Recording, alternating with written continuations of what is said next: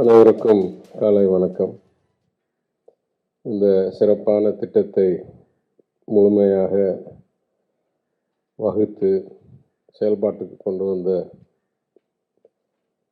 மரியாதைக்குரிய முதன்மை செயலாளர் உதயச்சந்திரன் அவர்களே, பாரதிதாசன் இன்ஸ்டிடியூட் ஆஃப் மேனேஜ்மெண்ட் முதல்வர் ப்ரொஃபஸர் வர்மா அவர்களே, இங்கே பல தேர்வுகளை தாண்டி தேர்ந்தெடுக்கப்பட்ட சிறப்பான 30 fellows. And since I see more than 30 people here, I assume they must be either your family or government staff. So, உங்கள் அனைவருக்கும் இங்கே முதல் பாராட்டையும் வாழ்த்தையும் தெரிவித்து பிறகு வணக்கத்தை தெரிவித்துக் கொள்கிறேன். Such programs are a very integral part of our philosophy. Since you're just getting started, maybe I'll take a few steps back and lay some groundwork for you. There's a difference between politics and administration or governance. Politics is about way one envisions a society, assuming you have some core values. And based on those values, you try and shape the dialogue, shape the discussion in society about how the government should run, how schemes should be devised, how the money should be spent, etc. Administration is a very different talent. Administration requires you to manage a large, complex organization with many competing demands, forces, vectors, and deliver results. There have been instances where people have been brilliant at philosophy, at cultural change, at setting the mindset of a whole civilization. You take Periyar, for example. Periyar was never interested in the kind of electoral politics that we see today. In fact, the greatest reason for the divergence of first Periyar and the Justice Party, which he had joined after leaving Congress, and then later Periyar and Aringer Anna, was exactly that he felt that becoming an electoral politics party and then going and running for election would dilute the message of socio-cultural revolution that he was mostly interested in. And he felt that the nature of electoral politics would weaken the character, create all kinds of corruption in the core philosophy and execution of that mindset, and therefore he never wanted to be in electoral politics. Aringer Anna, on the other hand, had already experienced a role in the Justice Party when it was in administration. And like many in the Justice Party, he realized that you can actually affect profound change if you have the electoral power. And you can frame laws, you can frame schemes, you can frame the whole structure of society using the legislative power in a democracy. And even the Justice Party was not even a true democracy, it was only diarchy. It was a split responsibility between the British and the Indian elected representatives. இன்னைக்கு சொல்லுவேன், ஒரு சிறந்த தலைவர் என்றால் எந்த தத்துவம், எந்த கொள்கைக்காக அரசியல் செய்கிறோமோ, தேர்தலில் வெற்றி பெற்று அரசாங்கத்தை அமைத்தால் அதே கொள்கையும் அதே தத்துவமும் அடிப்படையாக வைத்துக்கொண்டு எல்லா சட்டங்கள், சட்ட திருத்தங்கள், திட்டங்கள், நிதி ஒதுக்கீடு எல்லாம் அந்த அடிப்படையில் செய்தால் அது சிறந்த தலைவர். அது முழு ஜனநாயகம். Because you say what you said you do what you said you were going to do, and you say, again, the next election comes, based on what I have done, you tell me whether I should again get elected and do what I say I'm going to do. In the அடிப்படையில் பார்த்தால், and I'm not talking shallow things like, this campaign promise or something like that. I'm talking about core values. சுயமரியாதை, சமூக நீதி, பொருளாதார நியாயம், எல்லோருக்கும் எல்லாம். Those values must come through in everything you do. And the core ideology continuation irundal from outside government to inside government, then you will find people much more willing and much more receptive to take inputs from others. எங்களுடைய அரசாங்கத்துக்கும் உதாரணமாக ஒன்றிய அரசாங்கத்துக்கும் வித்தியாசம் என்னன்னா, ஆட்சிக்கு வந்து பல மாதங்களில் ஒரு வருடத்துக்குள் எல்லா துறையிலையும் வல்லுநர் குழு, ஆலோசனை குழு, வாரியம், மேலாண்மை, we just roped in so many members of society into every department, every function, every administrative role, because we want to get the best ideas from everybody, and because we are democrats at heart. மக்களுடைய ஈடுபாடுடன் உன்னை உருவாக்கினால், the chances are, A, that it will be a better outcome, whatever that is, a law or a scheme or an allocation of funds, and that it will be better accepted by the people, because some members of the society have had some input into it, rather than just government servants and elected representatives. So, இதை எல்லா துறையிலும், we take my own departments, finance department, we got first a bunch of global economists of very great repute, far better than the average quality of the government of India's economic advisors we have for Tamil Nadu. We didn't stop there. For the correction of audit, we put in a separate team. For the management of litigation risk, we put in a separate team. And in many of these teams, there are maybe even disproportionate representation of Brahmins. So sometimes we got a pushback.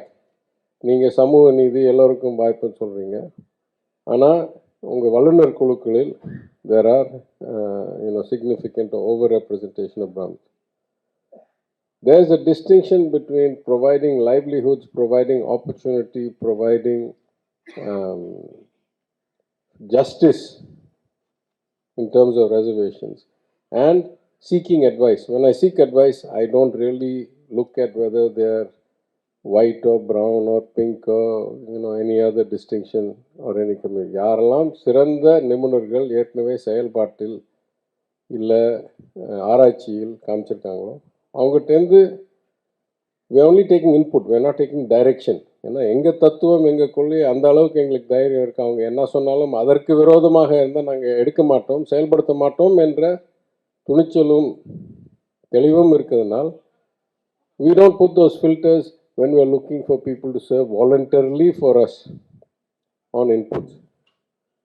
Of course, we'd like to make sure there's representation from different aspects of society or different segments of society. We always ensure there's women participation. We always ensure there's participation from all different communities. But we are not as strict ratio definers over there as we are in the daily functioning of the government.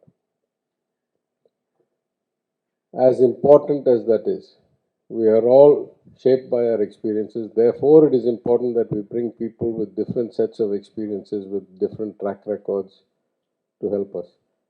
எந்த அளவுக்கு அது எங்களுக்கு பெரிய பலமாக இருக்கிறதோ, எங்களுக்கு முக்கியமாக தெரிகிறதோ, அதே அளவுக்கு programs such as this are very, very important to us. Important to us, of course, this is a flagship program, so I can't say like this. It's a pioneering program. So let me talk only about this program first, then I'll say we're doing parallel efforts to do maybe not so big, not so impactful, but other similar programs. Why is this program so important to us? And now, good ideas come from all places, and sometimes the best ideas come from people who have not yet been crystallized or shaped so firmly by decades of experience in any one system and are still open in their minds to thinking broadly and without any kind of artificial color or constraint, or color or constraint developed through decades of experience or years of experience doing something. So எங்களுக்கும் ஒரு அளவுக்கு புரிதல் இருக்குது. அரசு பணியாளர்கள் பல ஆண்டுகள் இல்லை பல பத்தாண்டுகள் பணியில் இருந்திருக்கிறார்கள். நல்ல டீப் எக்ஸ்பீரியன்ஸ் புரிதல் இருக்குது. அதற்கு மேல் வெளியேந்து கொண்ட ஆலோசகர்களுக்கு they have bring a different experience and a different view, but we are all by now matured in our views. The value of getting people who are fresh, who have not yet matured in their views, is very high to us. அதற்காகவே in fact all great organizations do some form of internship, some form of fellowship, universities, large corporations. And so now our government, following in our general approach, எங்கெல்லாம் நல்ல கருத்து இருக்கோ அங்கெல்லாம் அதை உள்வாங்கி முடிவெடுக்கிறது முதலமைச்சர், அமைச்சர்கள். ஆனால் கருத்து கேட்கறது எல்லோர்ட்டையும் கேட்க வேண்டியது எங்களுடைய கடமை. அதுதான் ஜனநாயகம். In particular, young people have a second reason to be included. Most of us are in the last half or last third of our lives. The young are going to inherit this country. Unfortunately, the way the systems are shaped, the older people have very much more control about what the future will be, even though the younger are the ones that are going to benefit or lose from the shaping of the future. So such programs that let the young have a hand in shaping their own future and the generations to come after them are also very important and break the traditional boundaries of the power structure of any society. For these reasons, I think you are in a really great place at a great time. We in our government pride ourselves in some very different values than what some other governments or some other parties pride themselves. We are not strident about any religion. We are not strident about strength itself. We don't say we are the strongest in the world, we are the best in the world, we are the most ardent followers in the world. No. Our values arising from self-respect, arising from social justice, are first about compassion.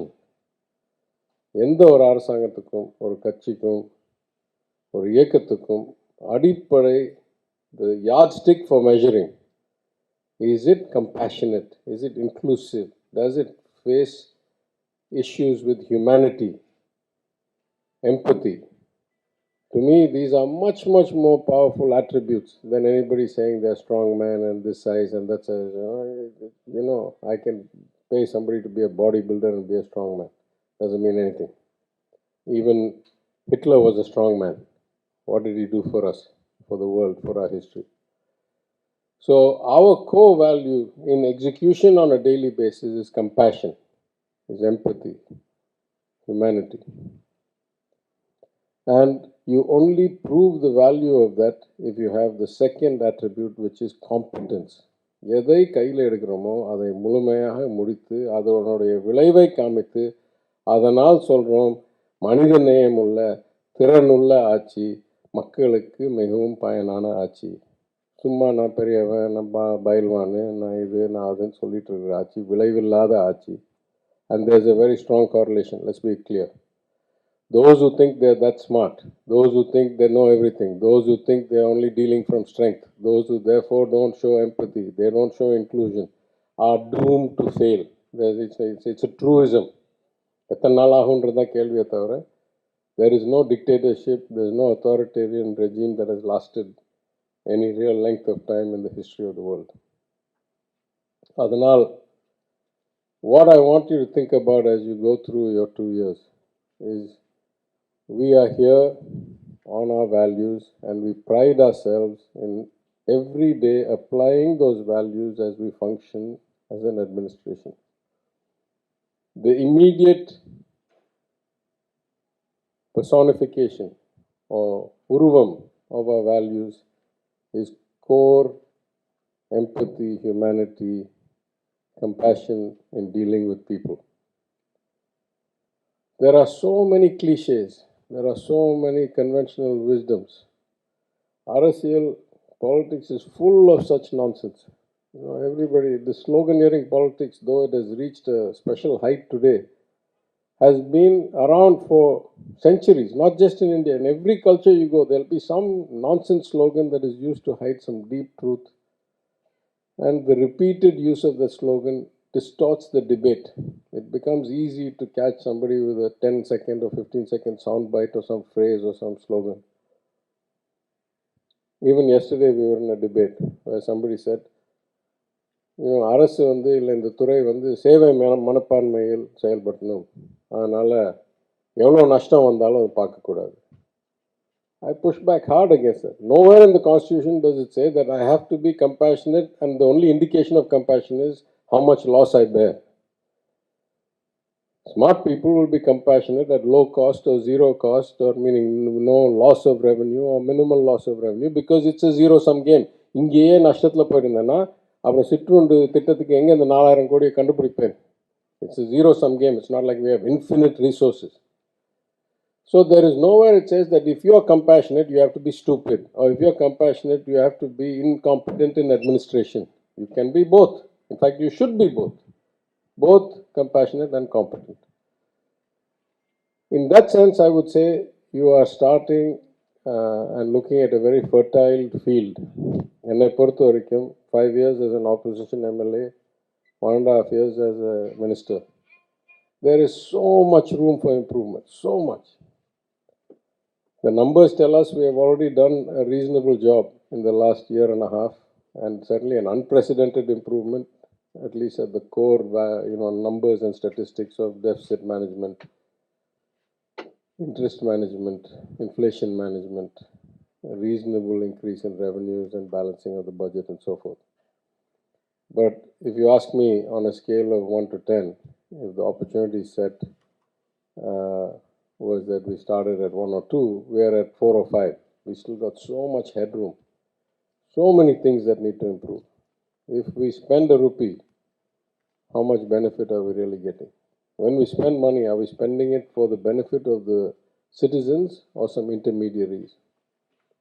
In the way we have our agricultural subsidies and procurement model defined, is it actually benefiting the farmers or is it benefiting middlemen?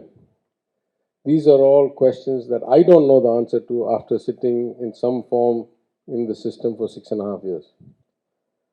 You certainly need to start looking at the core of these things.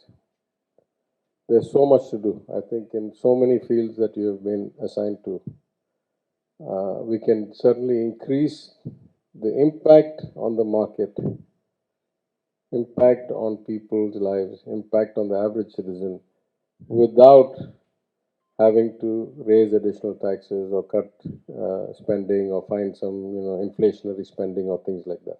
I give you a classic example. In the field of agriculture, what is our job? What is our aim? Our aim is to ensure decent livings and incomes to farmers on the one hand, and as low as possible costs to the consumers on the other hand. That's the aim. What we'll call in economic terms the reduction of deadweight loss, that I want the producers to get the maximum possible and the consumers to pay the least possible. If you look today, that there's a huge gap. What the average farmer gets, the retail sale probably is 5x, 10x, 3x, 6x. So at some level, there will be logistics costs, there will be friction, there will be transaction costs, but those ratios tell you something is profoundly wrong. And we know why it's profoundly wrong, because the middlemen have high access to capital and have information on both sides. They know what the supply looks like, and they know what the demand looks like, and they know who the buyers are, and they know who the sellers are, and therefore they can arbitrage the market. Every time we talk about MSP or e-procurement or forward trade or government subsidy, all of these we are trying to mitigate the structural problem that the people in the middle have two-sided information and much higher access to low-cost capital. So if our job is to make sure the farmers get a lot of our efforts have failed.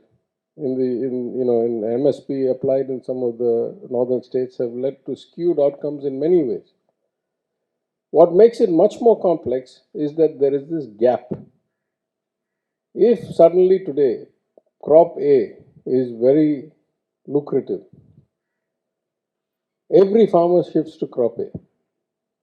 Let's say the crop cycle is 4 months. What happens at the end of 4 months? There's a glut. All of a sudden, it's not lucrative anymore. So this information disadvantage gets amplified by the gap between intent and outcome. Of course, there are many other things that could fail. The water could fail, the crop could get flooded, anything could happen. So in these kinds of systems, designing resilience, designing efficiency is a very complicated thing. And I would say that most governments are in very, very initial stages. And so you look at the amount of headroom there is, how much you can improve in the course of 2 years. And I think if you start with that right mindset, there are no constraints. You're supposed to tell us things we haven't thought about before. You're supposed to ask questions that other people haven't asked before. Following the conventional wisdom and following the cliches doesn't get us anywhere. For that, we could have done without you. What you're supposed to do is ask difficult questions. If somebody cannot answer you, consider yourself successful because you've asked a question that has no immediate answer. And you have one other great luxury. In my time in corporate life, I discovered very quickly that when I was an associate or a vice president, if I asked profound questions, it caused people to think and maybe answer me. By the time I became, senior vice president, managing director, senior managing director, if I asked questions, everybody started getting nervous. Why is he asking the question? What are the implications? What will it affect my job? What about the bonus pool? So the higher up you go, the more people get guarded and the more they start thinking, what is the motivation for this question? When you're young and you're low ranked, everybody assumes you're only asking for knowledge. So the odds of getting your questions answered are much higher when you're relatively junior. And you, at this point, are relatively junior. So, in conclusion, let me say that I think this is going to be a very exciting 2 years for you. We certainly have a lot of hopes. We see this as a very critical complement to the advice we get from highly qualified specialists and highly regarded professionals around the world for various things, because you bring something they don't. And I know that you have crossed so many barriers. 30 of you have come from almost 25,000 applicants. So I know each of you must bring such a phenomenally great set of skills and perspective and aptitude and attitude that we are very fortunate to have you. I hope you'll find your time here enlightening but also enjoyable. Don't drive yourself too hard. Life has many variables, many factors. Balance your life. You're not going to change the world any one day. You can try. I'm sure when you're young, you feel you can. You will, but you're not going to do it in a day. So don't burn yourself out. But ask a lot of questions. Keep thinking, why like this? Or why not like that? And I wish you all a great 2 years. I'm sure you'll make us proud as the flagship class of this program. I once again congratulate Mr. Uday Chandran, the director of the Institute, for designing the program, going through the arduous process of selecting all of you. I congratulate you, your parents, for being successful. And I thank you for this opportunity to talk to you. Thank you. Next channel, try பண்ணுங்க. Bell button அமுக்குங்க.